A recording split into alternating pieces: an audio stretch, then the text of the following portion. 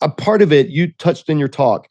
The thing that I want to mention, because this really resonated with me, is you touched on America as empire. Yeah. And more, again, for me, this started with eschatology. This was I studying Revelation with Sean McDonough in 2001 was when I was like, oh, Revelation has a lot to say about empire. And man, we sure are dressed the part. What was sort of the summary of, and I'll link to a clip in the description of it. But what did, for people that are like, wait, what? We're a democratic republic. What did you mean by talking about America and empire? So this comes from my reading of the book of Revelation, which I will just say is mainstream, a mainstream scholarly view of Revelation, even evangelical scholars, that Revelation is primarily focused on unmasking the diabolic realities lying behind the political scene in the first century. Yes, there's future stuff. Yes, there's the second coming of Christ. Yes, there's new creation at the end. But the bulk of the book is peeling back the curtain on the political realities. And that's just, that's what Jewish apocalyptic literature is designed to do. This is again, nothing what I'm saying is different. This is just standard. You can look at, 1 Enoch, 2 Enoch, parts of Jubilees, Second Temple Jewish literature. Anyway, and Revelation fits within that genre. 4 Ezra is another one written around the same time. So the book of Revelation is intrinsically designed to unmask first century political realities. But what it does is it's focused on first century political realities, but it's speaking about those political realities in broad, elastic categories.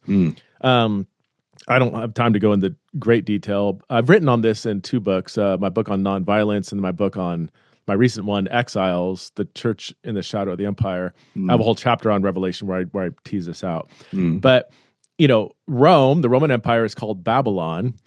But when you study the use of Babylon in the book of Revelation, and really scripture as a whole, Babylon is this malleable, flexible category. In fact, Richard Bauckham, the foremost Revelation scholar, says, Babylon basically describes any empire that is acting like Babylon. In the first century, that was Rome. He said, he has a quote. He says, if the cap fits, the empire must wear it, or something like that. So I make a case, and again, it's not a hard case to make, that the broad characteristics of Babylon in the first century, which is the Roman Empire, those broad characteristics of sexual immorality, national arrogance, economic flourishing of your nation at the expense of other nations. Militarism's a big one. Like, we're just going to overpower you with military might and extend our empire. I mean, these characteristics are they map pretty well on America. I am not saying Revelation is using Babylon as some sort of like prediction of a future country called America. That's not the point of the book.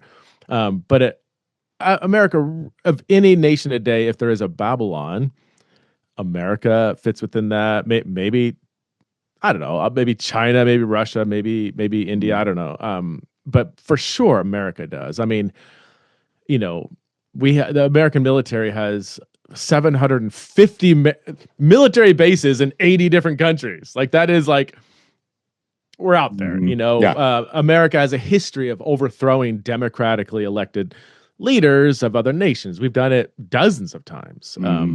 Stephen Kinzer's book, Overthrow, is a good place to start, where he looks at like kind of 12 of the 12 big ones, where we've destabilized a country from Guatemala to Iran to Ukraine to now, we're doing it again in Venezuela, so just things like that is, those are characteristics of empire. And I don't few people would balk at describing America as an empire. Like, it really does fit the characteristics, not of the old school colonial, we're going to go conquer Nigeria, make it a, American colony. We don't do that anymore. Although, there's Hawaii, there's, we've done that, but it still has empire, at the very least, empire-like qualities. So all that to say, the critique that John gives of Babylon in the book of Revelation applies to America today. So I do read the book through that lens. And again, that's not a, it's I'm relying on kind of mainstream approaches to Revelation. So yeah, that's not a fringe thing. That I tell you, so I just got back last month. David De Silva and I led a group over to Turkey to the 7 churches and spent a week over there. And it was astounding. And everybody on the team was astounded at the similarities between Asia Minor and modern American politics and American exceptionalism, and the way that the cities would vie for who could be the Neochorus, who could be recognized by the empire as the faithful city, and how much they would pour into displays of what is nationalism. I mean, it's basically nationalism. Right. Yeah.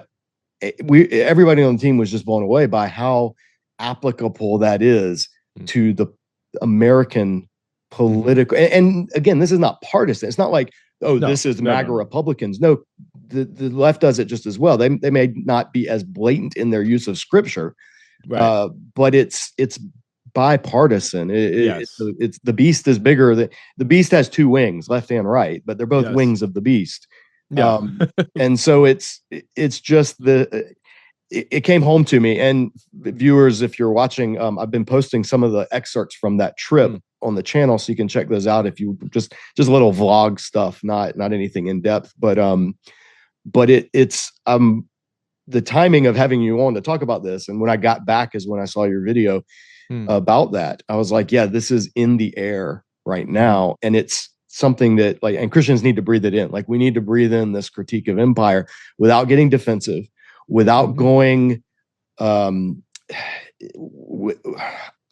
without taking the Turning Point USA approach to, any criticism of America means you hate America.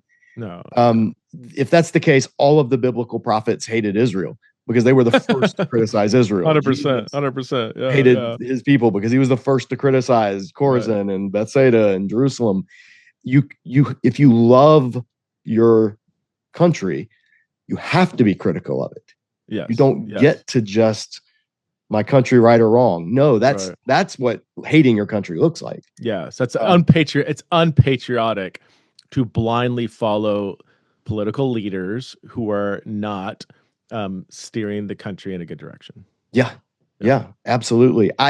Every 4 years, because we're kind of a ping pong culture right now politically. Every 4 years, if one side has a better time than the other, my social media feed becomes, okay, which side is going to be angrily commenting on my post this 4 years? And then don't worry, it's going to change the next 4 years. The other side will be coming. But I really feel like that's how every Christian should be, that Christians should be taking heat from both sides, because Jesus gave heat to both sides. And just in the past, especially the past couple of years, it's among evangelicals, it's like, oh no, we only are taking arrows from one side. Well, that's a problem. That should be a major warning sign. And it's not. It's just seen as, well, that's just being faithful because I'm those people, the evil, the the left, the woke. Yeah.